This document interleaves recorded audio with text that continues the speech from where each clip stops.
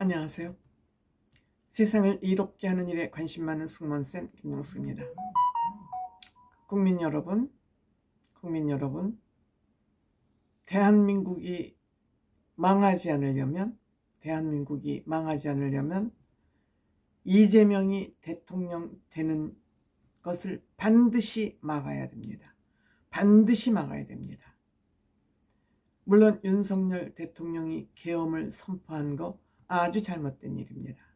아주 잘못된 일이지만 지금 국민들이 다시 윤석열 대통령을 지지하고 탄핵을 반대하는 이유가 무엇일까요? 이제 국민들이 다 압니다.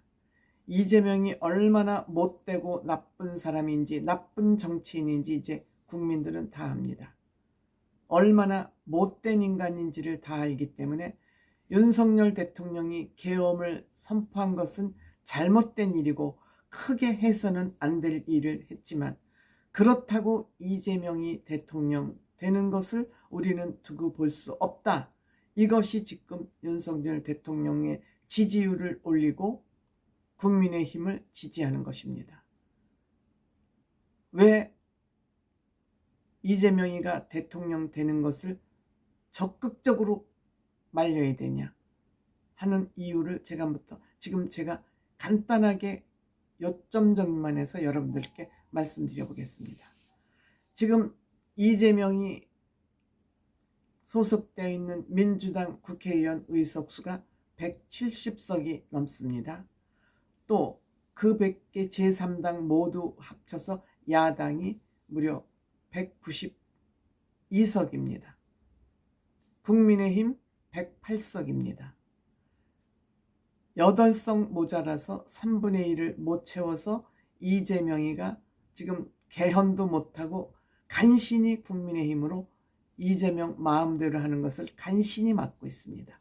그 108석 가지고 이재명은 192석을 가지고 지 멋대로 지금 국회를 운영했습니다. 여러분, 국회 한 당에다가 이렇게 절대적인 표를 몰아주면 어떠한 상황이 온다는 것을 이번에 여러분들 우리는 경험했습니다. 윤석열 대통령이 계엄을 선포한 것은 잘못됐지만 윤석열 대통령이 계엄을 선포할 수밖에 없었던 이유를 우리는 이번 계엄에서 이것을 천천히 잘 살펴보고 해석해보고 알아야 된다고 저는 생각합니다. 지금 이재명이는 본인 170석, 야당 합쳐서 192석으로 어떤 짓거리를 했느냐. 무려 탄핵을 29번을 했는데요. 이 탄핵의 이유가 뭐냐면 이재명이를 검찰이 조사했다. 조사해서 기소했다. 그 이유입니다. 그 이유로 장관이 됐던 검사가 됐던 무조건 탄핵을 하고 보는 겁니다. 판사는 탄핵을 안 합니다. 왜? 지 재판에 불리할까봐 판사 탄핵은 하지 않고 검사 탄핵, 장관 탄핵, 총리 탄핵까지 합쳐서 무려 29번. 그것도 계엄 선포로 대통령이 탄핵이 됐는데도 대통령 권한대행 한덕수 총리를 지네들이 원하는 대로 헌법재판소 재판관을 임명하지 않는다고 계엄 상태에서 나라가 정말 위태위태한 상황에서도 한덕수 총리 대행까지 탄핵을 하는 이런 나쁜 인간입니다. 그래서 무려 탄핵을 29번이나 했습니다. 29번 탄핵을 할 수 있었던 이유는 이들이 가진 국회의원 의석수가 170석이 넘기 때문에 이렇게 멋대로 탄핵을 할 수 있었던 것 같습니다. 있었던 것 같은 게 아니라 그렇습니다. 우리가 얼마나 국회의원을 뽑을 때 잘 뽑아야 되는지 우리는 이번에 지독하게 비용을 치르고 학습을 하게 됐습니다. 그리고 단독 법률, 입법 폭주, 입법 구테타라 그럽니다. 지네들이 이재명에게 불리한 입법은 다 뜯어고치기 위해서, 아니면 지네들이 이 윤석열 대통령 정부가 일을 제대로 하는 것을 해박 놀기 위해서 지네 마음대로 단독 법률을 만들어서 대통령한테 보냈습니다. 이것은 민주 입법이 아니고 민주 법률이 아닌 것은 윤석열 대통령이 이것을 거부권을 할 수밖에 없도록 윤석열 대통령을 나쁜 대통령으로 만들기 위해서 입법 폭주를 한 것입니다. 많습니다. 양곡을 무조건 사들여라 하는 그것이 입법 폭주의 대표적입니다.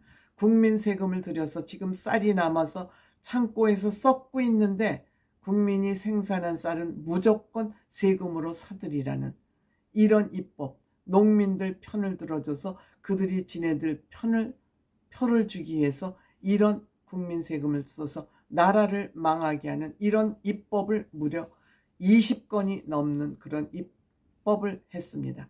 물론 대통령에게 다행히 거부권이 있어서 이 법들은 입법되지 못했습니다만 대통령에게 입법권이 없었다면 어찌 될 뻔했습니까?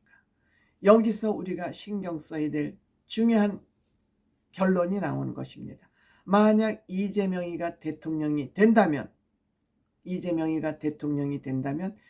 170석 그 의석을 가진 민주당에다 이재명이 대통령까지 된다면 이재명이는 대한민국을 팔아먹을 입법을 해도 이재명이가 거부권을 하지 않기 때문에 지금 대한민국은 중국에 팔릴지 북한에 팔릴지 모를 상황이 지금 전개되는 것입니다.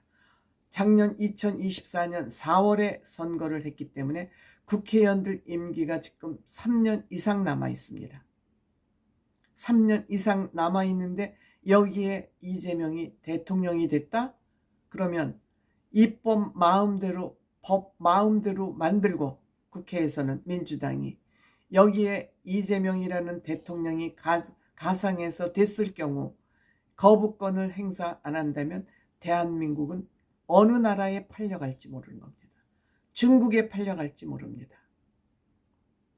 북한 인간들이 대한민국에 내려와서 어떤 일을 저지를지 모르는 그런 상황에 우리는 처하게 되는 것입니다. 때문에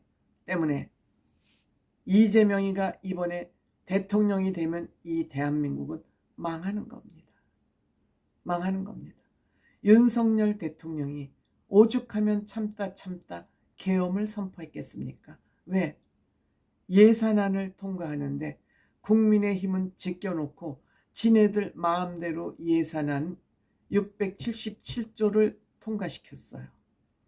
여기에 대통령 예비비 또 우리 민생 치안에 쓰여야 될 검찰, 경찰의 특활활동비를 다 없앴습니다. 그러니까 경찰, 검찰은 활동하지 마라. 즉 이재명과 관련된 검사 조사도 하지 마라 하고 이 예산을 몽땅 다 잘라버린 겁니다. 대한민국을 무법천지로 만들기 위해서 예산을 다 깎아버리고 국민의힘 없이 단독으로 677조를 통과시킨 겁니다. 이것을 보면서 윤석열 대통령이 이제는 안 되겠구만 하고 계엄을 선포했고 결국 이 계엄 선포는 윤석열 대통령이 이재명의 지지를 민주당의 지지율을 떨어뜨리는 그런 효과를 우리는 보고 있는 것입니다. 얼마나 무섭습니까?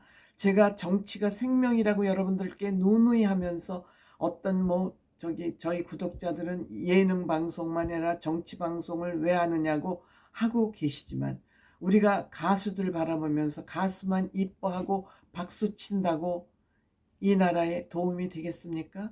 그거는 굉장히 저는 좁은 시각에서 보는 사회를 바라보는 그런 일이라고 생각합니다.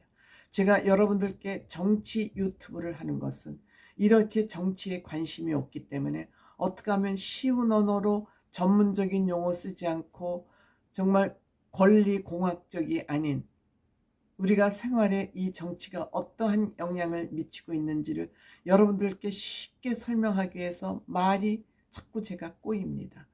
복잡한 언어, 전문 언어 쓰지 않고 여러분들께 어떻게 하면 쉽게 이 정치판을 읽어드릴 수 있을까 하고 늘 저는 이 영상을 찍을 때마다 고민이 적지 않습니다. 여러분, 윤석열 대통령의 계엄 선포는 잘못된 일이지만 그 계엄령 선포로 인해서 윤석열 대통령은 많은 비난을 받았지만 이재명이라는 인간 민주당의 민낯을 우리가 보고 법을 공부하는 그런 기회가 됐다. 이것이야말로 저는 정말 전화위복이 아닐까 이런 생각을 해보게 됩니다.